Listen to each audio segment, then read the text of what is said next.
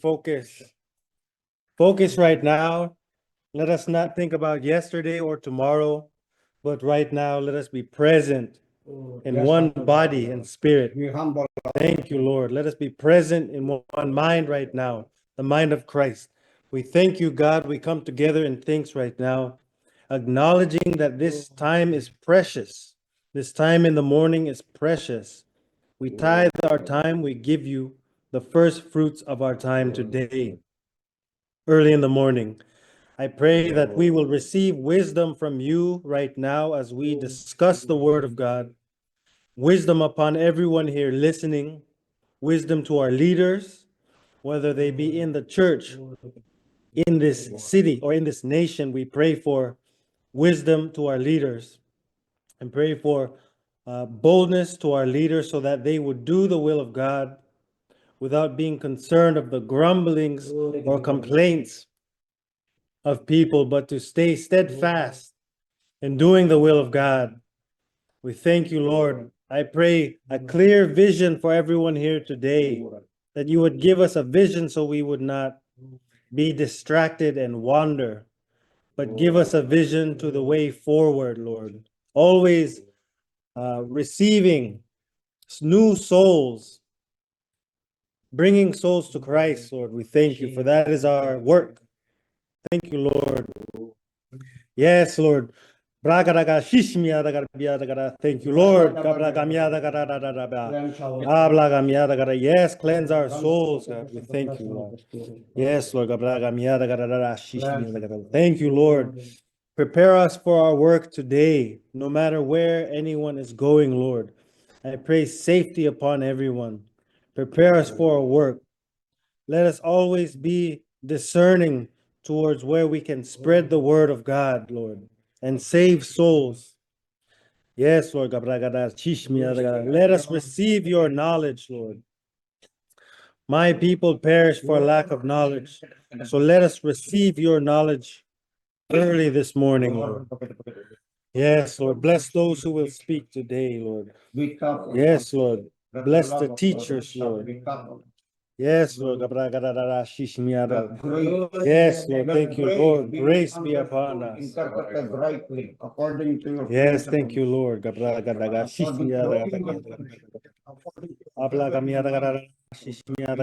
Thank you, Lord. Thank you, Jesus. Let us receive grace. Let us receive wisdom and also rebuke so that it would strengthen our character, mold our character, solidify our character in Christ, Lord. Let us always be working towards the mind of Christ, renewing our mind. We are thankful for rebukes, Lord. We're thankful for the wisdom, Lord. We thank you, Lord. We encourage each other, Lord. We help each other with their burdens, Lord. We thank you. Always praying for one another, always sharing the word and testimony to one another as to encourage them. I thank you, God. Let us all practice boldness today as we speak and share with one another and receive the word of God. Thank you, Lord. Again, let us be mindful of this time early in the morning that we share with one another, Lord. We thank you. Let us use this time wisely. Yes, Lord. We thank you for this time. Thank you, Lord. Thank you, Lord. Yes, let the word speak through us this morning. Thank you, Lord. Let us all receive the word this morning, the wisdom of God from heaven. In Jesus' name I pray. Amen. Hello, everyone. Hello, hello. Good morning, everyone. Yes, thank you. Good morning, everyone. So we were speaking about something interesting today. A few things before we started. As we receive the word of God daily, it should transform our lives and be evident in the way that we are living, whether it is our clothing, our words, or even in our household. when we receive the word of God, it should change the way that we conduct ourselves. Bishop was speaking about we cannot be receiving the word of God every day and live in a house that is in chaos. So this reminds me of not being hearers of the word, but doers as well, right? When we receive the word, we should really be living it. Always in morning prayer, I encourage everyone to speak and to share, not merely to show up with your cameras off.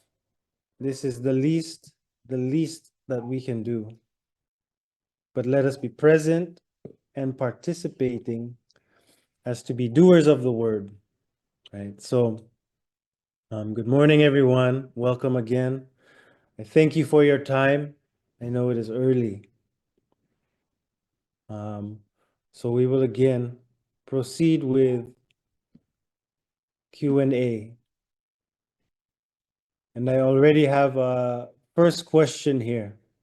First, I would just like to greet everyone today. Hello, Aliana. Hello, Janet, Bianca, Jay, Kuya Denny. Hello, Robbie, Tita Sonia, Che. Morning. Good morning, Angel. Good morning, everyone. Aya. Hello. Good morning. Good morning. I hope you're feeling better. Sister Awi, JM, Ann and JR. Hello. Jeff and Kay. Leanne, Michael, Joseph. So hello everyone. Good morning, Gian. Hello. So our first question today would be relating to relationships again.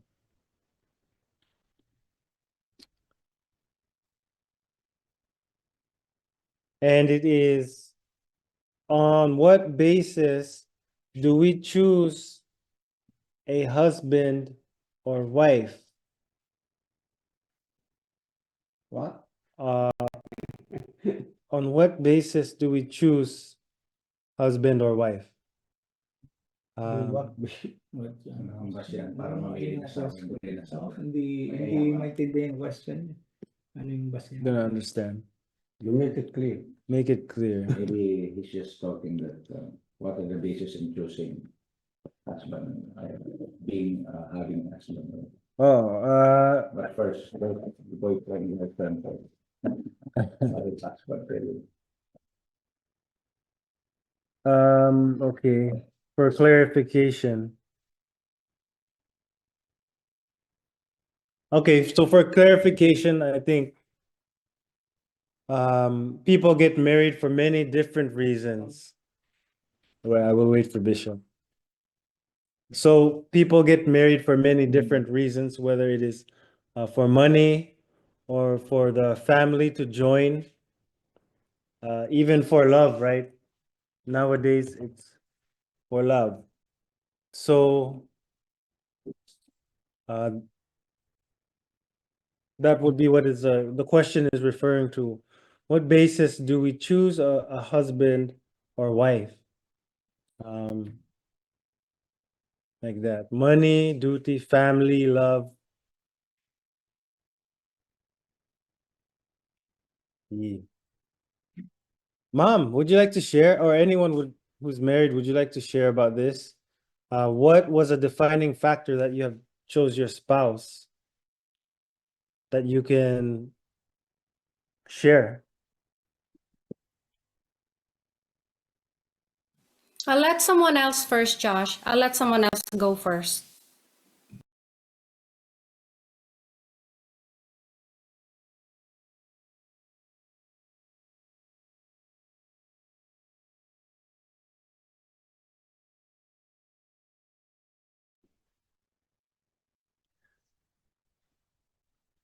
There's no wrong answer. So there's no wrong answer here. Let us not sit in silence until the second coming. Everyone can share.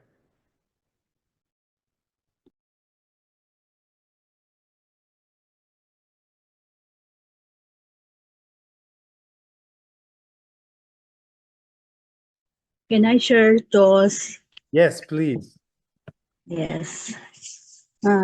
In 28 years married, yung sa aming mag-asawa, yung respect and love. Number one, respect. Yung kahit 20 years na kaming mag-asawa, kung halimbawa, yung bag ko, kung hihingi siya pera, hindi siya kukuha. Ako, bibigyan niya yung bag ko sa akin, tapos ako ang kukuha. And then, ganun din ako. Yun yung number one sa amin. Na paano mapapagkita ang respect at love. Yun yung sa amin. And then, paano nyo mapapagtagumpayan ang weakness? Yung sa 28 years namin mag-asawa, yung kami na hindi magkaanak, 19 years bago dumating si Bastian sa amin. Pero nawawalan na kaming pag-asa. And then, sabi namin kay Lord, sabi ko, Lord, kung ano po yung plano mo sa akin, sa inyo po pa rin manggagaling yung anak na ibibigay mo po sa amin. Yun po, napagtagumpayan po namin yun. Pero bago po namin napagtagumpayan yun, yung infertility po kami, pero hindi po siya nag-work. Pero yun nga po, dahil hindi nag-work, yung ibinigay ni Lord sa amin, yung pong pinag-pray po namin. And then po, sa number 3 po, sino ang unang nagsusorry? Parehas lang po kami. Pag may pagkakamali ang bawat isa sa amin, parehas po kami nagsusorry. Hindi po kami matutulog na hindi kami nag-uusap. Yun po. And then paano mo ipapakita ang respect palagi sa kanya? Yung unawain mo siya sa mga bagay na pagkukulang niya. Halimbawa po, pag sumusobra na po siya sa kaka-work, pero nire-remind ko rin po na huwag masyadong mag-work, na yun pa rin po yung banding na bilang family, ganun po. Yun po yung sa amin in 25 years. Respect and love pa rin po, always. Thank you po. Amen. Thank you so much. Ma'am, Tita. question mo? Thank you. Ang Respect and love. basis mo para may kapartner ka, Thank you. You've been married a long time, so thank you for sharing what will sustain the marriage. Would someone else like to share our married attendees here?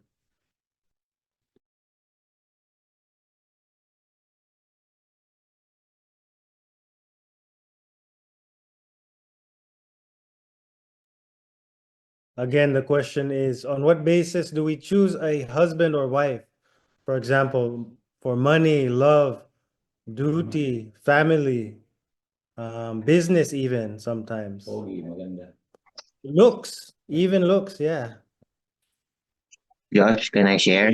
Yes, please. As a married man, I think I was married for about 2 years, 3 years from now. So, love is not enough.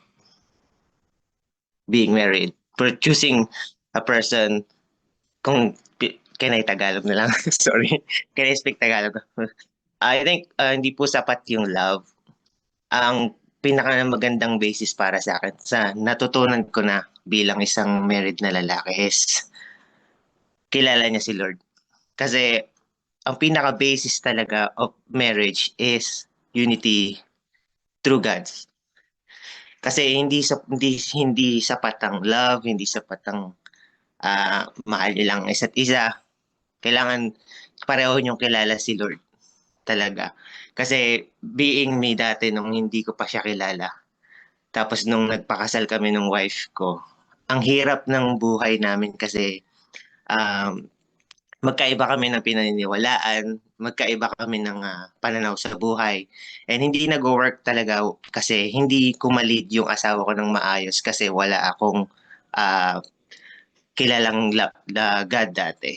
So, para sa akin, ang pinaka-basis talaga is he or she is hidden into the heart of God. Kasi you have to seek first God, and then tsaka mo pa lang siya mapupuntahan. Kunwari, for example, yung daughter, kunwari, yung daughter ng isang tatay, kilalanin mo muna yung tatay niya before you can go to her daughter. So, seek first God first. Find the person who is truly hidden to the heart of God. Yan na po, para sa akin.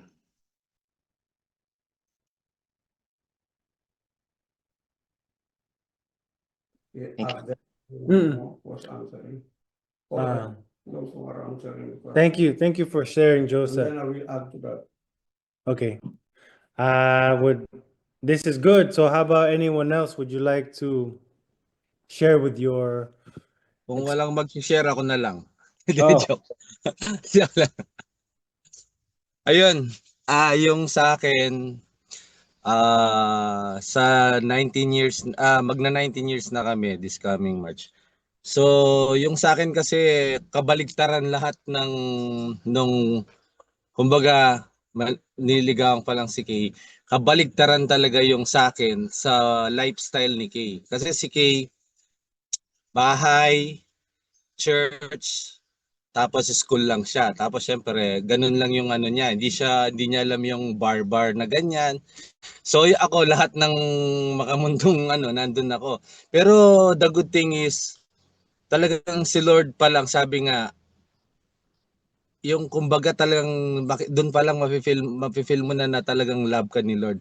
Kasi ako yung iniisip ko, siguro makakapag-asawa ko yung kapareho ko rin umiinom, yung mabisyo rin, mahilig sa ganyan. Pero iba, talagang kabaliktaran yung kumbaga nung nagsama kami, as in medyo nangangapa dahil nga yung partner ko hindi siya yung kamukha nung sa akin na mahilig sa yung mga banda-banda nanonood. Pero ito yung kinaganda, si Kay talagang kumbaga nagpasakop siya dun sa dahil nga yung love. Tapos unang-una si Kay dahil siya yung bata pa lang, sila, kumbaga yun nga, born again Christian na sila since bata sila. Yung foundation niya sa pagdating nun, kamukha nung nangyari sa amin na ako mismo yung nag-separate kami, hindi siya humintong mag-pray. Kaya ako, sobrang thankful ako na talagang hindi siya bumitaw kahit anong mangyari. Kaya yung relationship namin ngayon, yung kumbaga, lalo na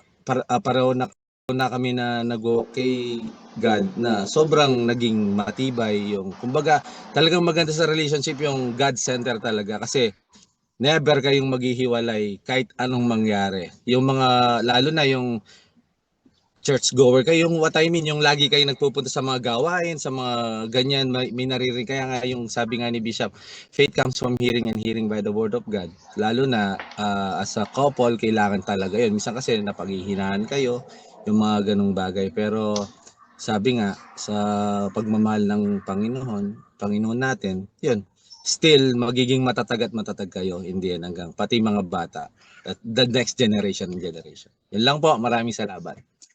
Good morning.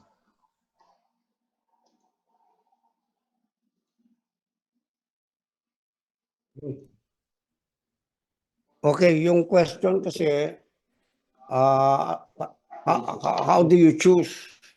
Okay, that's the question. How do you choose a partner in life? Am I right? Or someone whom you're going to marry in your life? That is a tough question, actually, that a lot of people, and even generation past, even today, and even probably in the future, if they will not be educated in what we call the wisdom or the knowledge of God and have an understanding about it. And concerning what has been mentioned a while ago, that love is not enough. Okay, that's true in some sense. In sensual love, it's true. But in the agapeo kind of love, it's different. Because love, the love of God is tough. The love of God is really has something to do with discipline, correction, rebuke. Amen. That's what love is all about. So if you put love as your foundation in relationship, most especially if you are single. First, you have to be aware of that. Okay, what is your foundation first? Like for example, me, what is my foundation in uh, getting into a relationship? Man should have a very strong foundation in that. Amen.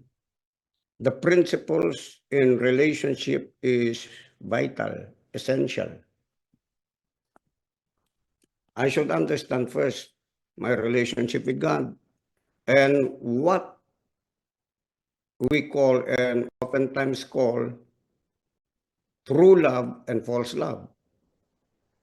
Because as had been mentioned a while ago, there are three kinds of love, right?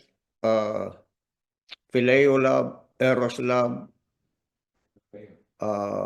agape love, storge love, for. Okay? Eros, if you're looking for a partner, most common motivations that we have is in the realm of the emotion and erotic love. It has something to do with physical attraction and sexual attraction. Okay, doon muna tayo doon sa context na yun, ano? Doon sa context na yun kasi we're talking about relationship eh. We're talking about man and a woman, boy and a girl relationship. So, if I am not strongly founded in my understanding about the agapeo kind of love, there will be always a mistaken idea for me to operate in the realm of the emotions. Talking from my experience when I had my wife, before I had her to be my partner in life, is that I drew some boundaries over my life towards any person who would like to be my partner. Okay? So, binigyan ko ng ano yan. Ang sabi ko, if I'm going to marry, because right now, I don't even understand who I am. Hello? I don't even understand who I am. I don't have a job. I think my business is for me to be able first to grow in who I am in God. Okay? My relationship with God. So I have to understand relationship with Him, discipline with Him,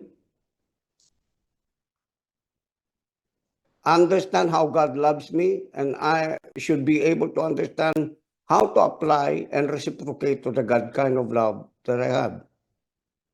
So, in that there is no overnight completeness of it. Wala talaga. Kasi process of growth yan eh.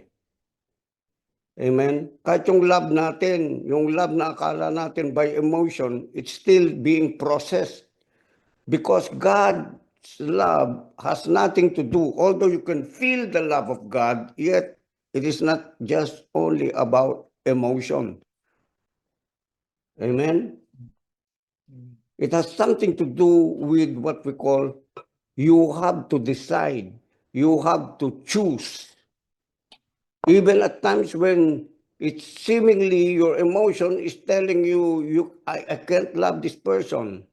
But if you are already connected with a person and you have come into what we call a relationship for a lifetime partnership, amen, you're already bound to it.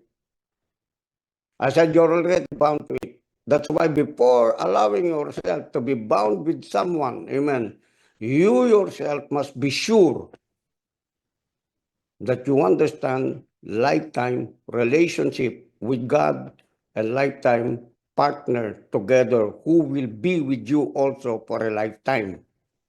Amen? At diyan papasok yung tinatawag na authenticity, vulnerability. Amen? She should know you well, you should know him, you should know her well if you are the man. And be willing to make adjustments always, amen, daily, for your improvement, for the betterment of your relationship, or else, if someone is just only benefiting on one side and the other is not benefiting and being complemented from that kind of relationship, then therefore it would not grow. Then therefore it will not be pursued. Therefore it will not continue, because in relationship, there must be what we call an equality of applied grace in the growth of the relationship and the progress of it. Kailangan mutual. Amen po ba? Mutual yan. Whether you like it or not. Kaya lang, pag nag-enter ka na kasi, when you enter into a relationship already, nagpakasal ka na. Kaya, yung mga iba, kahit sa Bible, wala naman yung ano eh. Kung titignan natin, nagpakasal sila kagad eh. Hindi. Kahit nga yung panahon ni Isaac, Isaac was commanded by the servant of Isaac, the servant of Abraham, to pick a wife for Isaac. Rebecca. Amen. You got to have really the leadership, the unction of the Holy Spirit, knowing whom you're going to be with for a lifetime.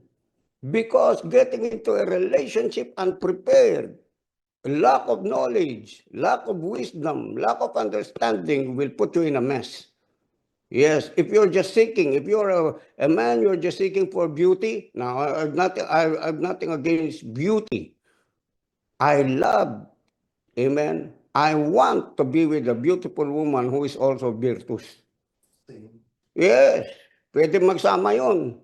Pero kung beauty lang, wala siyang brain, tapos wala pa siyang virtuosity, tapos tamad pa. Ay nako. Ay nako. Ay nako, dito papasok yung gagamitin ko yung ay nako. Maximum. Ang puro display lang, forma lang. Ay nako. Pag hindi nag-grow yun, sakit ng ulo yun sa buong buhay mo. Mamamatay ng maaga. I don't want to prophesy, pero marami na mamamatay ng maaga ng mga lalaki at mga babae sa ganun. Yung babae naman nakapag-asawa dahil gwapo, macho, kala niya okay. Yung pala tamad, walang ginawa kundi mag-games na mag-games. Andiyan ba kayo? Oh. Ito po, ano po lahat tayo ito, applicable ito. Kahit sa pamilya ko, pamilya nyo, mayroon pong ganyan. Pero ito po, hindi po tayo dapat, alam nyo yun, na parang pinagtatakpan natin yung mga mali natin o kaya yung mga kahinaan natin, kakulangan natin. Kasi sabi ng Bible, ang gawain ng Diyos ay hayag. Amen po ba? Amen. Pangalawa, sa relationship, kung halimbawa, kinahihiyan nyo yung sarili nyo, hindi nyo ine-expose, no, sa church mismo, na kung saan kayo dapat nakakakuha ng wisdom, wala kayong counsel, hindi kayo nagpapa-counsel, hello, hindi kayo nagko-collaborate, hindi kayo nagpa-participate.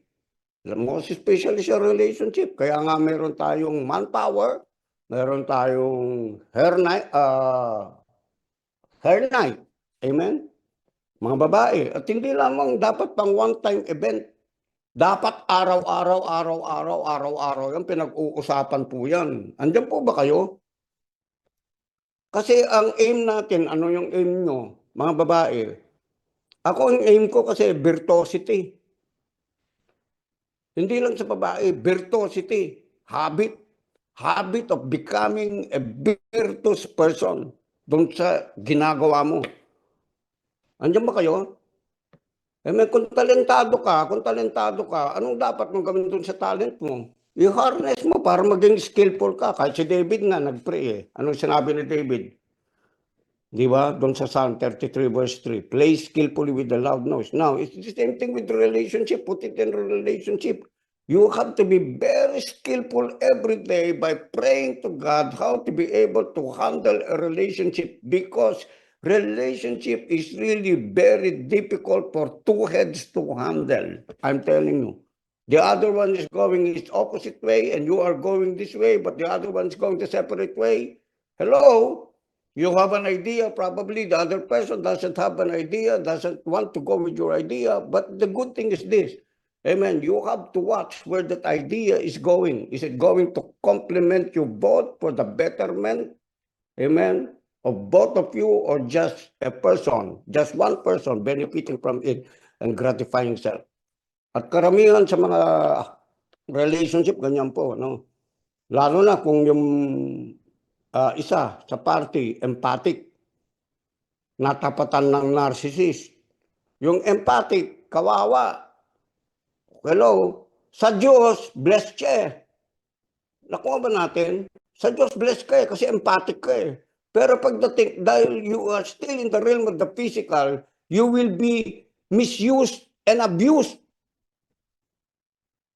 Hello? It's not just saying, in the body, kilala naman ako. No, you're still living here on the earth. You gotta learn to appropriate your authority from heaven here on earth as a man. If you're being abused, it's not right. I'm telling you, it's not right. It's not even godly. Hello? And I'm talking about relationship here in that context. Amen po ba? Kaya nga ito eh. My rule is this. Before I married my virtuous wife, maganda naman. Sabi ko, if I'm going to church, you're going to church. Understood? Agree? Biblical ba? Yes, sabi niya. If I'm having a Bible study early in the morning, I wake up early in the morning. You wake up at 7 o'clock or 8 o'clock. Then we are disunited in that. I set my standard as a man. Because the Bible says a virtuous woman is this. Her husband is known in the gates. That means to say, her husband knows his authority, applies his authority, that the influence of his authoritativeness on the basis on how he handles his household is known in the gates. That means to say, he is known in places of authority. He has an influence and that his leadership is tough. His leadership is being known by people who are also in authority because on how he stood in his authority over his wife and over his household.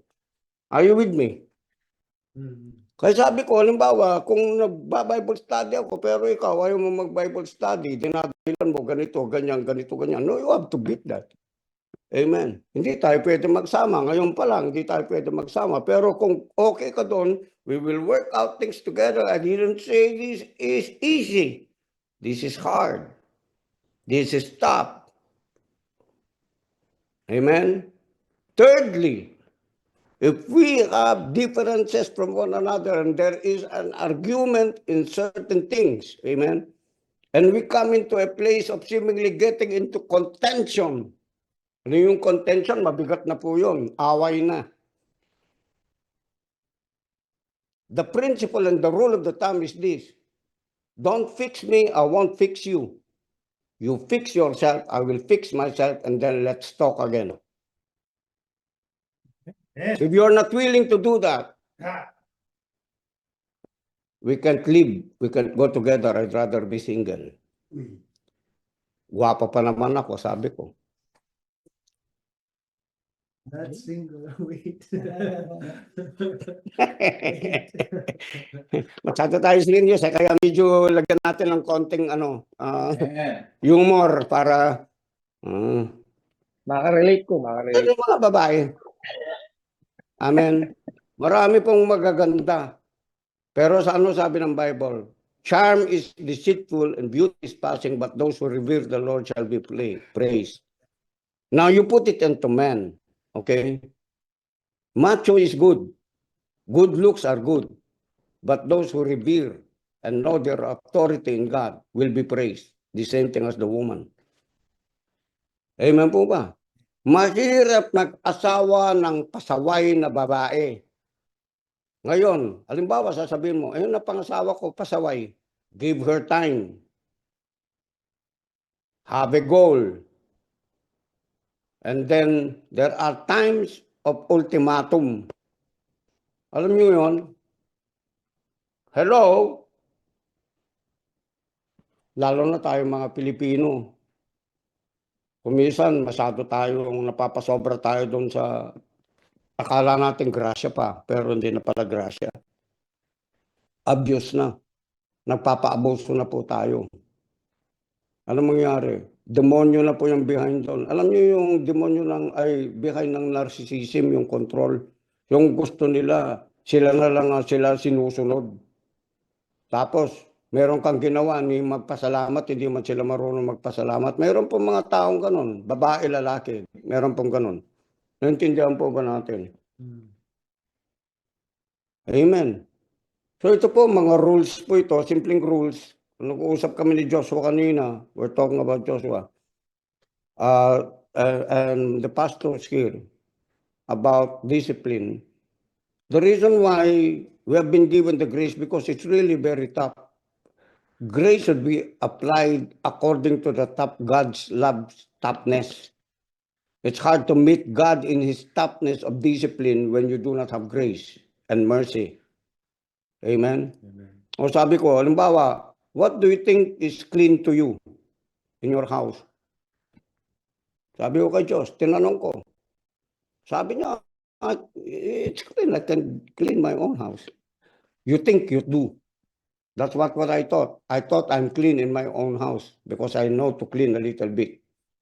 But in the eyes of others who are more greater, who understand cleanliness and tidiness, to them it is not. That's why we have to hire them. We have to hire someone. If you have the money, you have to do it. Why?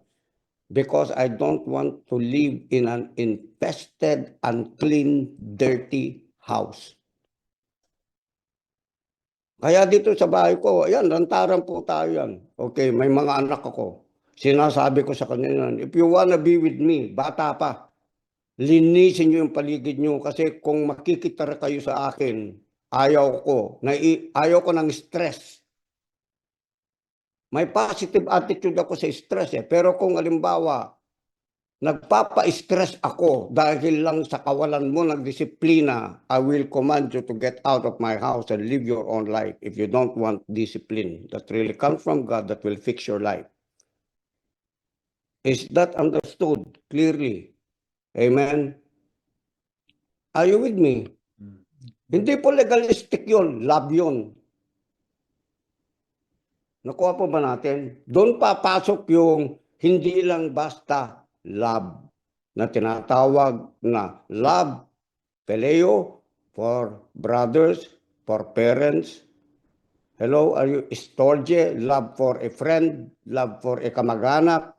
Hindi mo pwedeng gamitin yun tapos i-abuse ka. Are you with me? Kaya ngayong away sa loob ng bahay, hindi natatapos po yan eh. Kasi mayroong mga ganun na tao na talagang ayaw magpasakop. Alam niyo yun? Hello? Amen. Now you live with me, makikiusap ka sa akin, kaibigan kita. Sige, pero ito yung rules ko. Amen. I go to church. I have early morning Bible study. I want a clean house. Amen. Disiplina lang, pare ko. Okay, kaya ko yan. Sa word, kaya niya. In words, right? It's just like spiritual things. We memorize scriptures, but after that, that's why I'm saying this to all of our contemporaries, our brothers and sisters in Christ Jesus. To my nephew, Josh, yes, you know it, but after that you have read and studied the Word of God, do some projects, raise up your goals, have a mind to work. Amen. Amen. Yes. Stop being some kind of a religious person. Religious not. Amen. Sasabihin mo, marami akong alam sa Bible. No, you teach by your lifestyle. You preach who you are. Do not practice what you preach. You preach what you have been practicing. Para hindi ka peke. Authentic ka. Are you with me? Ngayon, mayroong mga taong bubutas-butasan ka, sasabihin nila, ganito, ganyan. Iharap mo sa akin kung sino yung mga yan. Tignan natin yung mga buhay natin. Tignan natin yung mga buhay nila as a fruit of what they are saying about who they are in Christ Jesus. Kaya nga si Paul, ganun si Paul eh. Pagdating sa apostleship, sabi ni Paul, sino bang matindi sa mga apostol? Sabi ni Paul ganun si Paul. Mayabang din siya, pero alam niyo yung sinasabi niya. Yung pagka-apostol niya, talagang apostol ng Panginoon. Andiyan po ba kayo? He denied that is supposed to be denied over his life. So that no one, amen, would be able to pick on his authority or God-given authority over him. Matindi siya, sabi niya, marami yung iba, meron kayong mga thousands of mentors. Pero sa akin, hindi lang ako mentor sa inyo. Tatay niyo ako sa pananampalataya. Ganun siya.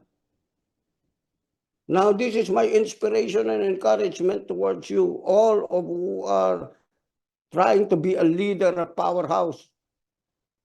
Hindi lang yung nag-graduate ka dahil meron kang foundational class, meron kang diploma. Hindi. Sundan mo ito araw-araw. Ito, sinabi ko pa kanina kina Diyos. This has something to do embedded in relationship, connected between husband and wife. Okay? Nung nasa Bible school kami, bakit mayroong Bible school? Bakit nagkaroon ng Antioch Bible School? Kasi the church is not prepared for a Bible school The church is not prepared for discipline. Kaya nagkaroon ng Bible school, sabi ko. Pero where is Antioch now? Antioch is already probably not existing or non-existent. At kung nag-i-exist man siya, ilan yung nag-a-attend doon? Ilan yung natira?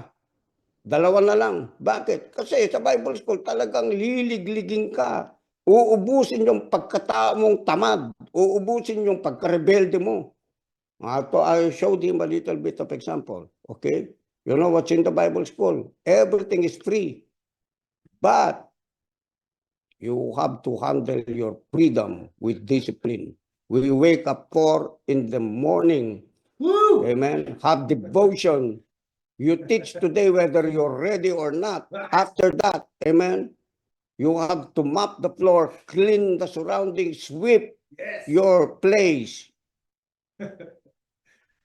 Have your breakfast. After having your breakfast, wash the plates, wash all the calderos. Take a bath. Smell good before going to the class. Are you with me? Sabi ko nga, kahit yung mga babae doon sa Mama Baker doesn't want to be seeing them losyang. Amen. She wants them to be presentable in her presence and even going into the class. Nakabihis, naka-makeup. Alam niyo sa Bible school, yung nangyayari sa church, hindi niyo nakikita doon sa Bible school, hindi niyo naabutan. Sasabunutin ka ni Mama Baker kapag ikaw nakita ka niya na hindi ka nakabihis, hindi ka maayos. Yeah, you're laughing, but it's true. I'm telling you. Amen. Pag mayroong klase doon, nag-speaking tongues na lahat, ikaw nanonood-nood ka lang, lalapitan ka ni Papa Baker, sikmurana ka nitas, tumbuka na ka ba kanyan, speaking tongues, sana kaya ka. Are you with me? If you want to be a man and a woman of God, you're gonna be serious about what you're doing because the devil is so serious of killing, destroying, and stealing from people.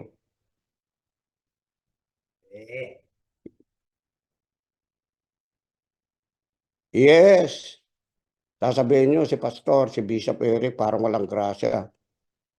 Depende.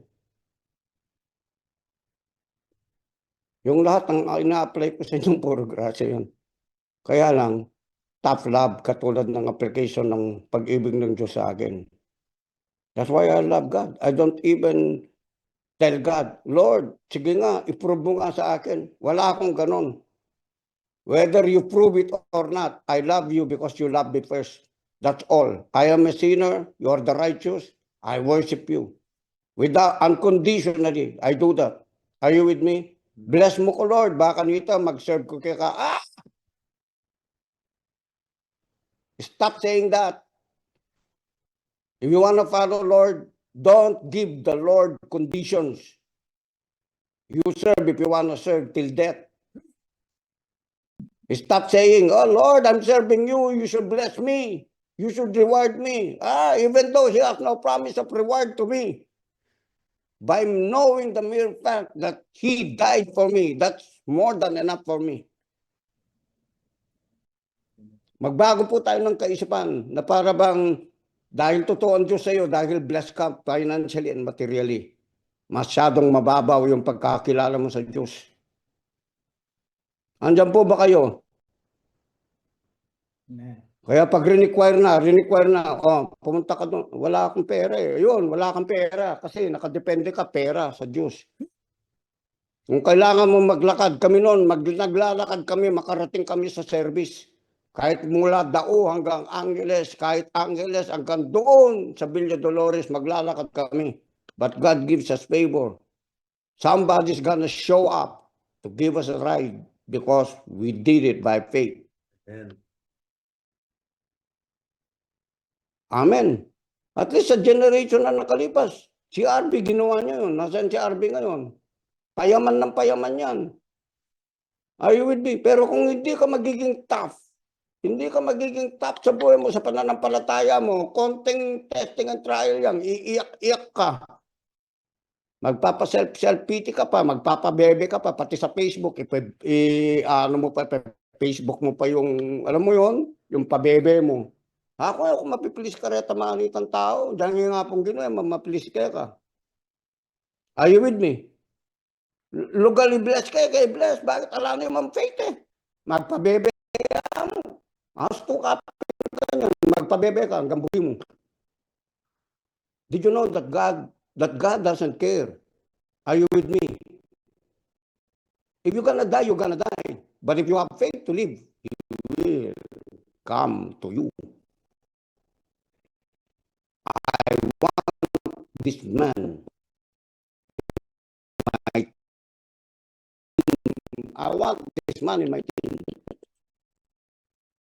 Take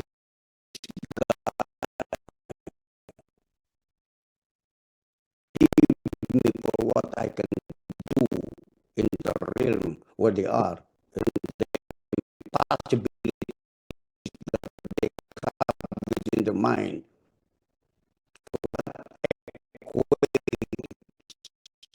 That attracts me because I am a God of possibilities. Amen po ba? Hello? Sa relationship, hindi pwedeng pabebe. Amen ba?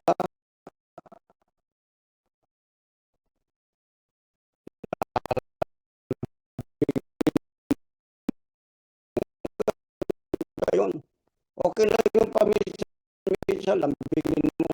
May time para sa lahat ng bagay. Pero tandaan po natin ito, bilang anak ng Diyos, meron po tayo kanyang mga trabaho iniatang ng Panginoon sa bawat isa sa atin. Tama po ba? Hindi po pwedeng lambing na lang hanggang sa mamatay kayo. Hindi puro forever na lambing ng lambingan. Hindi po pwedeng ganun.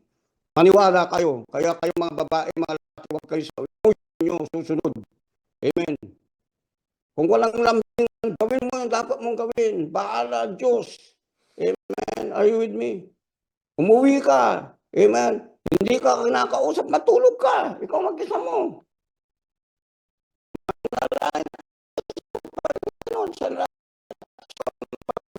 Pag-usap sa akin. Ako, ginaganon ko yung asawa ko noon eh. Para marirealize. Oh. Tara dir, salita kang kaya. Ay, wow, blessed. Tara dir, mantam. Ay, wow, blessed. Andiyan ba kayo? Kasi kung alam nyo pare yung Bible nyo, mga brothers, mga sister, hindi kayo magkakahirapan. Hindi kayo maghatakan dun sa mali, kundi dun sa tama. Yun ang pinaka-magandang relasyon ng bawat isa. Let us grow together. Amen. Love according to the agapeo kind of love. Kung palang maayos na relasyon. Okay, Diyos. Go to the next. Wow. Amen. Amen.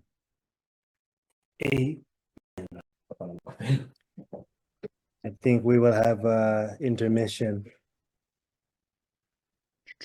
Okay, so thank you for sharing, everyone. Bishop, thank you. We have a next question here.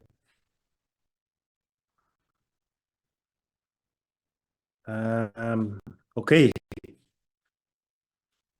So this is concerning men and women again. If the woman, in the situation that the woman is earning more, praise the Lord, she is more planted in the word compared to the,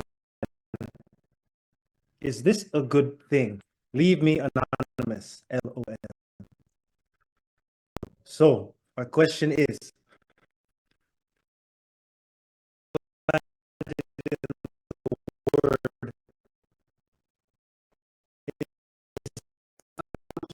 Let me answer. please, someone exercise your boldness. Exercise your boldness. Daw ba yun? Tama daw ba yun? Okay. Meron mo bang mag-answer doon? Halimbawa, yung babae, yung nagtatrabaho, mayroong business. Tapos, yun, sabi niya, mas rooted daw siya, grounded siya sa Word of God. Okay? If you don't want to answer that, I want to answer that.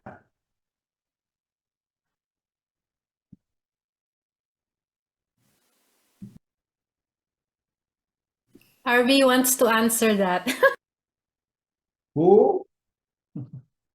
I just Bilisan mo, Harvey, para hindi mahaba I yung... was laughing when John praise the Lord. My answer, Praise the praise the Lord. Praise the Ooh. Lord. She's earning and she's rooted. So guys, we need to keep up. If you're not rooted. Yes. Thank you. Yes, yes. Let's go, men of God. No one wants to admit that their woman is more planted. Yeah, let me answer that. Okay. There is no such thing as a woman more powerful than men. Because there is equality to both. Even the man is not more powerful than the woman. Man. You have to understand that as partners. That's why you're called partners. You become one. Now, if you're a woman and you're thinking you're earning more, better than your man,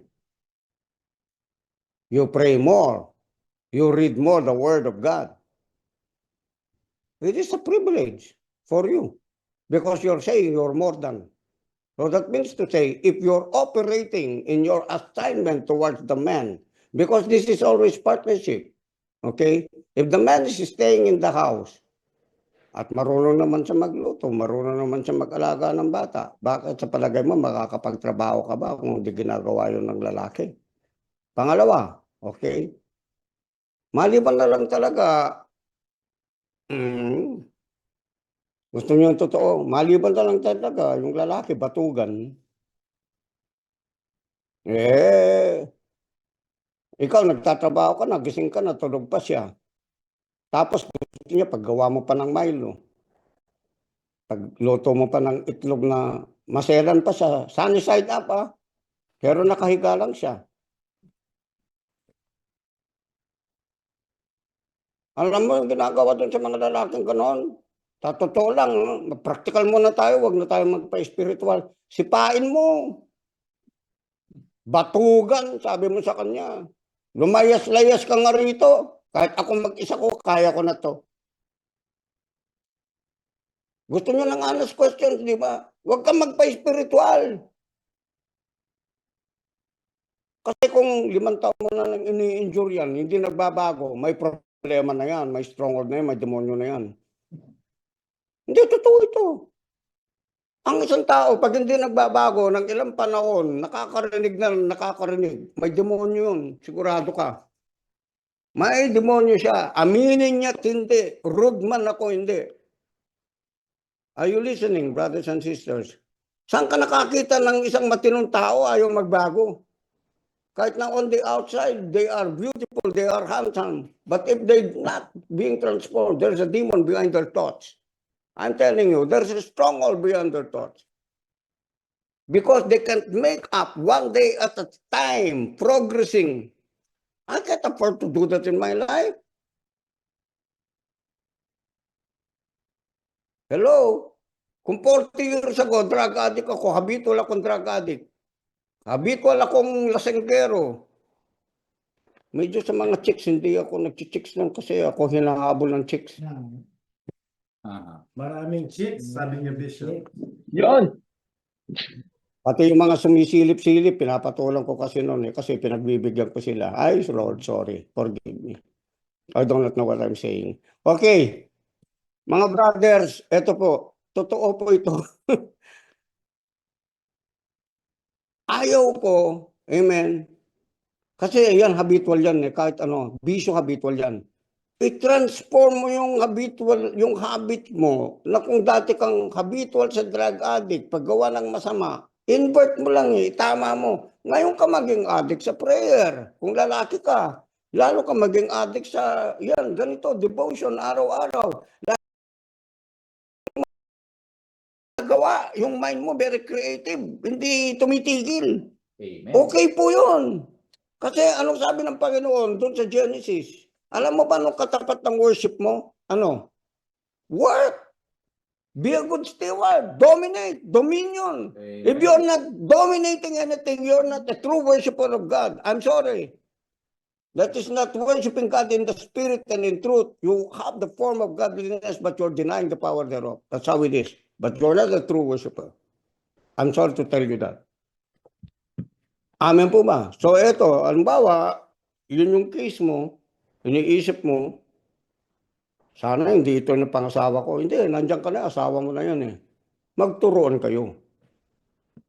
Are you with me? Amen. Magturuan po kayo. Kung ayaw niyang paturo, walang pagbabago, magbigay ka ng ultimatum. Separate muna tayo.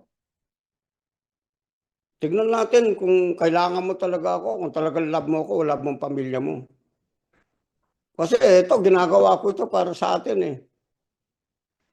Ikaw, anong ginagawa mo? Para sa pamilya mo ba yan o para mismo sa sarili mo lang dahil tamad ka? Straight talk. Amen po ba? Now, why am I telling you? Kami, pag nag-usap kaming mag-anak, kahit yung mga anak ko, straight talk kami. Pag nag-usap kami nila Rema, straight talk. Alam mo kung bakit di kita kinakausap? Ganon. Alam mo kung bakit ganito yung pakiramdam ko sa'yo? Alam mo kung bakit ganito? Ganon. Pero hindi ibig sabihin without love yon. We love one another. But love produces fruits. I said love produces fruits. True love, agape love produces fruits, transformation, changes, progress. Kaya nga sabi ni Jesus, ano sabi ni Jesus? Yung nanay ko, tatay ko, kapatid ko, ate ko, kuya ko, o sabihin mo, asawa ko, isali mo na yon.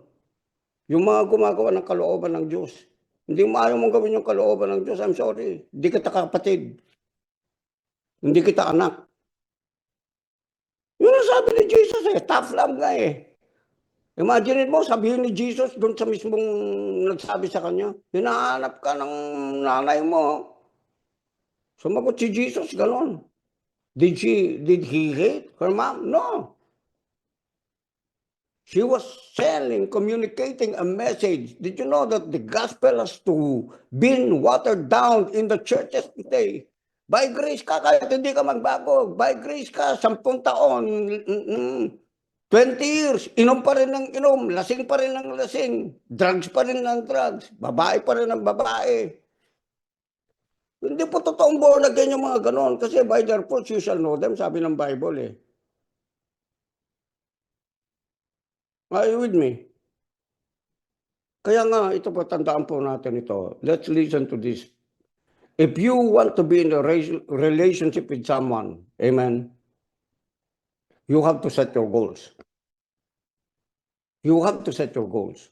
You have to set God's standard over your life. Not your standards, but God's standards. Your boundaries. Oh, meron kang boundaries. You Probably I've given 5 years, 3 years. If this person, walang pagbabago nangyari sa buhay, hindi siya yung dapat ko makasama sa buhay ko. Kasi gusto ko maayos na buhay eh. Are you with me?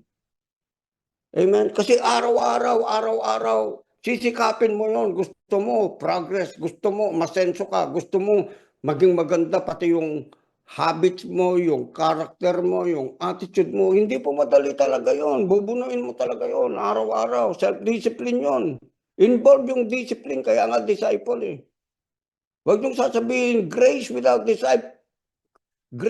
discipleship, ano mangyari? Oh. Unmerited favor ka lagi, yung salvation mo, andun lagi yun eh. Pero yung buhay mo, na tinitignan ng tao, sa palagay mo, may makukonvince ka ba doon sa ganong klaseng lifestyle? Wala. It will just fall in deaf ears, my brothers and sisters. Okay, so yun yung konti, at least konti may na-share ako patungkol doon. Continue, Diyos. Hello everyone, Hindi welcome daw back. yun. Kinuha mo lahat eh.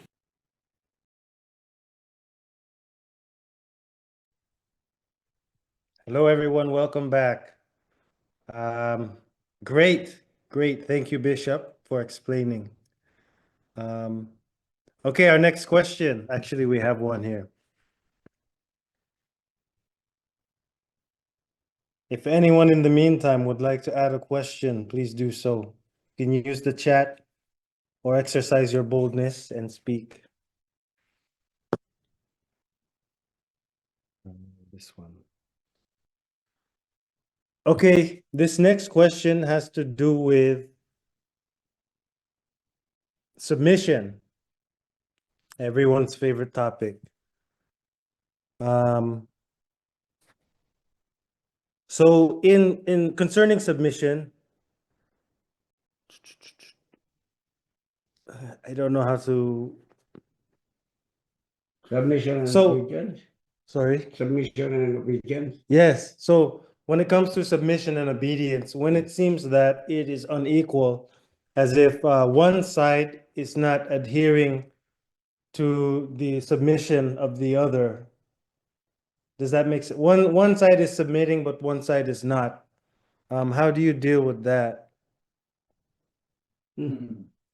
So if it's like that, you have the man and the woman, one is submitting, and then the other is overusing the authority. Oh, it would seem.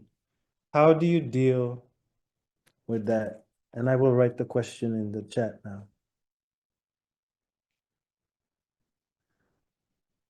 Okay, what if I think it needs to be more clearer. What kind and when are they and what are they going to submit into? Because it's so wide. The Bible says in the book of Ephesians chapter 5 about submission one to another. Amen. But where? In the place of agreement where they could submit to one another. I think they need to specify it. Okay.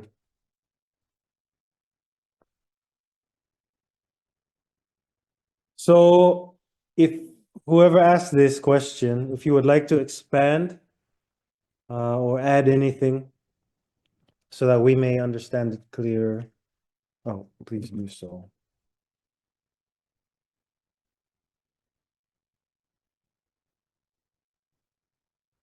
Okay, in the meantime, I have another question. Uy. How do you deal with a son or daughter who submits more to the church than to family? The daughter, anak mo. Or son? That means to say, they have a son, they have a daughter. Okay.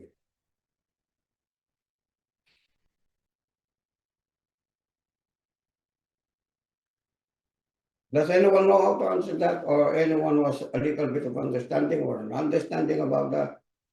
You could share, please. Yes.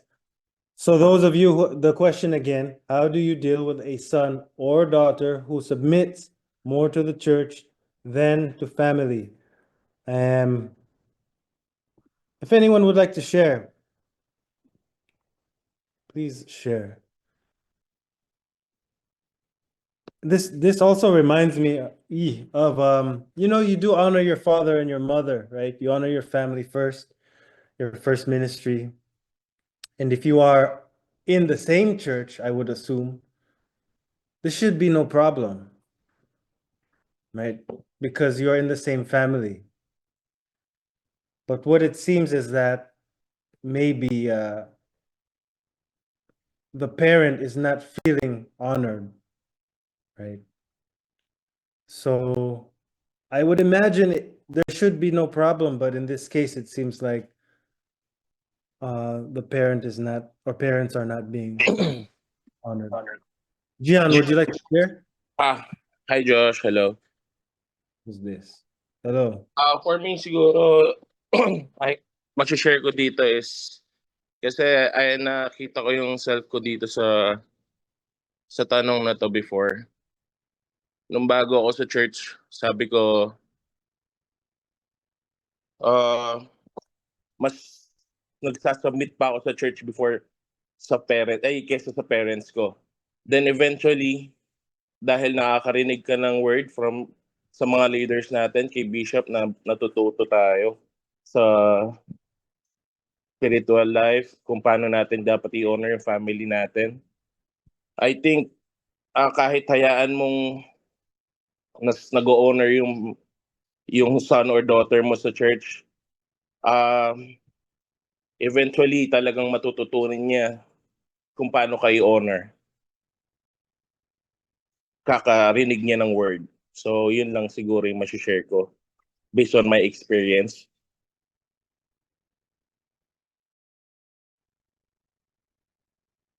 Thank you po. Okay. Thank you, Guillaume, for sharing. The question is not, I think, more clearer if both of them are going to church, the parent and the child. Okay. Because if the parent is going to church and the child hasn't experienced going to church, there would be really a problem to that. But the authority is on the parents, not on the child. So the parents is supposed to be the one implementing the rules. Hey, you are in my house. Are you with me? You should be living under my rules because I'm the one who's feeding you. No, my dad told me about that. My mom told me about that. They don't even have Bible verses before, but they told us, if you want to stay in my house, amen, you obey my rules. And amen. It's not the fear of the Lord that really has come upon us, but the fear of God. Are you with me? Because He will strike you. Amen. He will strike you that will have something, a little bit of a stinger in your flesh. So I think if you are a parent, it's time for you to exercise your God-given authority. Tell them. Amen. If you have the nerve and you have the strength to tell them, if you can't abide in that and you want me to obey your rules, you better get out of my house. Yes, I'm telling you, a parent should have that. In the Old Testament, you know what they're doing? If a child, a son is disobeying the parents, rebellious against the parents, you know what they do? Could you Google that? You find it. Okay, wait, what? You find it. They cast them out of their houses, and the elders of the land, the community, are going to stone him because of his rebellion, para hindi siya pamarisan ng community, ng batang yun. O sabihin mo, law yan eh. You learn to use the law. Otherwise, kung puro grace tayo, wala nang authority. Lahat crime na yan, criminal na yan. Why? Because the law is a schoolmaster to them that are lawless. Sometimes they don't know grace. What happens is this, you have to apply law. Hello? Rules. Apply rod of correction. Spank the child and he will not die. Sabi ng Bible. Tama? If you do not discipline and you do not, if you spare the rod, amen. If you don't discipline your child, palwan. Ano mangyari? Maging sakit buntok ka. Ano yung Bible? True. Okay, Worship. you will like this. So, starting here, Proverbs, Oh yeah, what did you say? and then you have Deuteronomy down here. Can it work? This one also. So Proverbs, dito. Kill, where is it? Proverbs. This one, the eye. Another strong warning is the eye that mocketh at his father and despiseth to obey his mother. The ravens of the valley shall pick it out, and the young eagle shall eat it. Proverbs 30:17. And this Nakikita pa natin? Amen? one. Okay. Please understand where I'm coming from, and then know where it is applied now and even in the future. Why? Discipline is no longer popular among young people today. That's why they are wayward sons and daughters. They do what they pleases for them to do. Why? Because parents also are not studying the Word of God, don't go to church, don't know what is godly anymore, and that's the reason why there is what we call a generational curse. Amen. Okay, Deuteronomy chapter 21. Exodus 21 verse 7. He that curseth his father or his mother shall surely be put to death. You see? Kaya nga merong redemption eh. Pero sino yung mariredeem? Kung yung rebelde, ayun yung parideem, wala magagawa. They shall be put to death. Kaya nga ginagamit yung law, minsan, ano nangyari? Dahil sa karebeldean ng kabataan, di ba? Nagnanakaw, nang-hold up, nahuli, pinatay. Pangalawa, nakulong. Tama po ba? Buti na lang may redemption, may preacher, pumupunta sa kulungan, nasave pa. Sa bandang uli, pwede. Nagiging preacher sila. Pero hindi lahat. Tama po ba? Okay, Deuteronomy 21. Okay. Ano sabi niya rito? If a man have a stubborn and rebellious son, which will not obey the voice of his father or the voice of his mother, and that when they have chastened him, chastened means discipline him, will not hearken unto them, or will not hear them, or will not obey them, then shall his father and his mother lay hold on him and bring him out of the elders of the city. This is what I'm saying a while ago. And unto the gate of his place, and they shall say unto the elders of the city, this our son is stubborn and rebellious. He will not obey our voice. He is a glutton and a drunkard. Nangyari po ito, nangyari sa generation natin. And all the men of his city shall stone him with stones, that he die. Nakita po natin.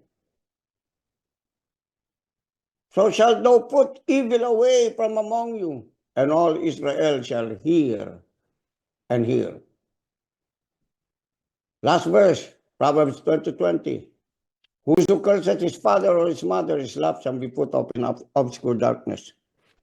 Nakita po natin. Tough love. I said tough love. Mga parents, magpakatatag po kayo dahil we are in dangerous times and a perilous times. We are experiencing lawlessness in the homes, family members. Kahit sa loob ng mga Kristiyano, tinatawag. May tao talaga mga matitigas ang ulo. Amen po ba? Okay, I think, did we answer the question? Probably yes. Amen. Okay, what's the time already, Josh? Can I share, Go ahead. Pastor, go ahead. Good morning po. Good morning po sa lahat. Gusto ko lang pong i-share yung question na may mga kabataan or hindi man bata or na submissive sa church, sa family. Exactly. Unang-una, I don't think that should happen, Bishop. Share ko lang po yung experience ko. When I got born again in China, nasa Shanghai po ako noon. Nag-iisip ako, sabi ko, parang ang laki-laki ng mission ko, sabi ko, kasi 13 sila mama, Iglesia ni Cristo lahat. Wow. We are raised in Iglesia ni Cristo po kasi handog po ako sa iglesia. Nakita ko tama yung I'm in the right track. Sabi ko, ito pala, itong born again. Ito palang matagal kong hinahanap, not just a religion, but yung nga, nagkaroon ako ng personal relationship with Christ. Ang problema ko ngayon, akala ko po, sa pagtuturo ko sila mababago. Sabi ko, kailangan ko mag-aaral yata ng mabuti kasi may dalawa po akong uncle na ministro sa Quezon City. And natural, magagaling sa Bible yun. Gaano pa lang, ilang months pa lang akong born again. Ano naman ituturo ko doon? Baka mamaya maibalik pa nila ako sa iglesia, sa doktrina nila. Wala naman akong alam ituro. So, yun ang isang problema ko. Pero hindi ganun na nangyari. Hindi po ganun na nangyari. When I've read the 2 Corinthians 5:17 that it says that if any man is in Christ, is a new creation. The old things has passed away, behold, the new things has come. So, meron pong dapat transformation talaga. Hindi po pwedeng wala. No? At I believe po, kahit hindi mo sadyain, minsan choice natin magbago, pero kahit hindi, alam niyo, pag totoo po tayong tumanggap sa Panginoon, I believe matatransform tayo. Kasi ako hindi naman po ako talaga nagpilit na baguhin ko yung sarili ko. Hindi naman po eh. So ngayon po, umuwi na ako, fast forward, pag uwi ko ng ganyan, hindi ko po sinasabi sa pamilya ko na born again na, hindi sa salikot kupin eh. Kasi, biro mo, para akong black sheep. Iglesia lahat, tapos bigla ako nag-born again. Kahit pong nanay ko sigurado magagalit sa akin eh. Paano ko naman sasabihin yun? At yung nanay ko po, kaya sabi niyo kanina, yung bata, submissive sa church, hindi po pwede talaga yon. I think we have to check ourselves kasi baka po mamaya, based on 2 Corinthians 5:17, baka mamaya po, hindi pa talaga tayo born again kasi wala pa naman transformation, baka church goer lang po tayo. No? Kasi ito po personal experience ko, not to boast on myself but to boast to God. No po? Tapos ang nangyari po, pag uwi ko ng Pilipinas, alam niyo po walang higit na may kilala sa ugali natin kundi yung magulang natin. Wala po tayo pwedeng itago sa bata pa tayo, kilala na tayo niyan eh. Paglabas pa lang natin, baby pa lang tayo, kilala na tayo niyan eh. Ako po kasi nung sa magulang ko, napakabarumbado ko. Ang bait po ng nanay ko, napakabait ng magulang ko. I am blessed, nagkaroon po ako ng nanay ko. Ako po pag nagagalit ako, pag napipikot, kung ano yung sinisipa ako, pag may ayaw ako, tumatapon lahat yung sinisipa ako sa bahay. Bala mo, nino ko na kung kaya bang sigaw dito, sigaw doon, ako ang hari ng bahay. Kahit yung kuya ko po, mas matanda sa akin, pag meron akong ayaw, wala nang maraming usapan, suntukan na lang. Nagsusuntukan po kami. Ganun po ako kabarambado. Nung na-born again ako, iniisip ko paano ko makakapag-share para ito talaga. Uncle, auntie, ito talaga. Ang hirap po noon. Ngayon, nung pag-uwi ko po, from Shanghai, China, galing po ako ng China. 1 week na, may kaibigan ng mama ko, kakwentuhan niya, lumabas po ako, dumaan ako ng ganyan sa harap nila. Ay, nandiyan na pala si Limante. Sabi niya, 1 week na dito yan. Tapos paglabas ko po, nag-uusap sila, may nakalimutan ako, dumaan ako doon sa likod. Yung kwarto ko po, ano lang yan, dingding lang ng ganyan. Naririnig ko sila nag-uusap, sabi niya, alam mo yung anak kong yan, sabi niya, ang laki ng pinagbago. Hindi ko alam bakit, sabi. Hindi ko nga sinasabing born again. Sabi niya, ang laki ng pinagbago niya, nagtataka ako, sabi niya. Naririnig ko, wow, sabi ko, meron ba akong pinagbago? Wala po akong alam na pinagbago. Until one time, naisip ko, siguro, dati po, pag dumadating ako, nandiyan na yung mga tropa, nakapila na, inuman. Isa siguro yon na naisip ko. Iniisip ko eh. Tapos siguro, parang napansin ko, ba't parang mahinahon ako lagi magsalita? Sabi ko, dati hindi naman ganun ah.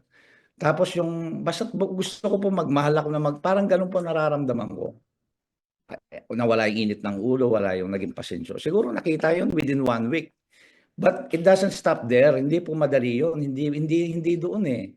Ang nangyari po, after 5 long years, hindi po ako nag-share ng Word of God. Wala po akong sineshare sa mama ko. Kasi unang-una, iglesia yung mga yan, yung doctrine niya, nakasaksak na sa mga...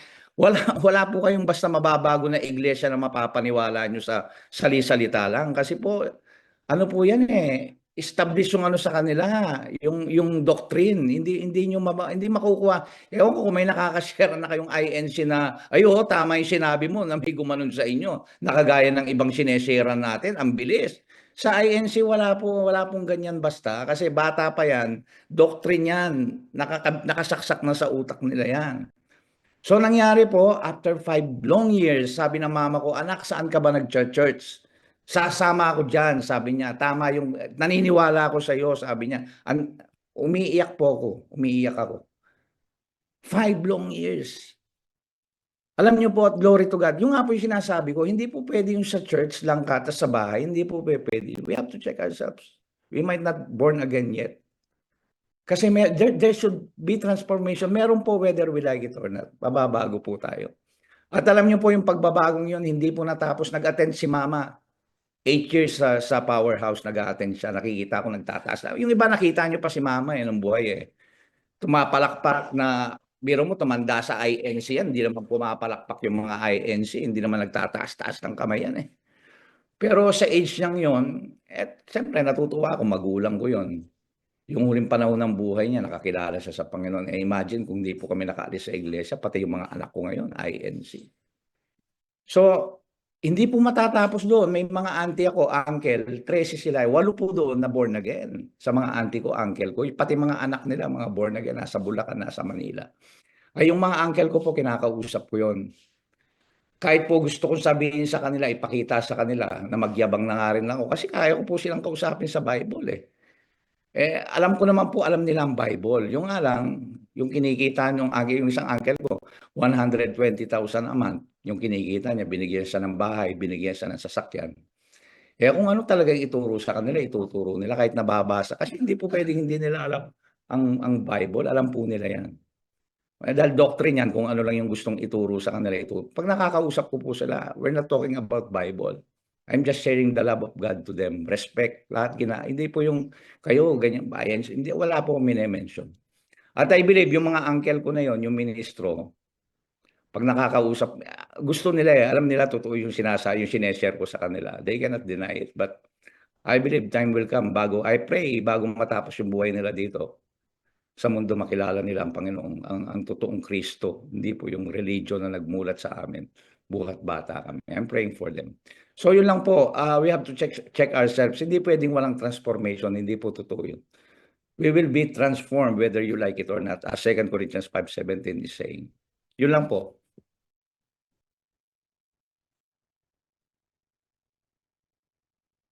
Hello, everyone. Thank you.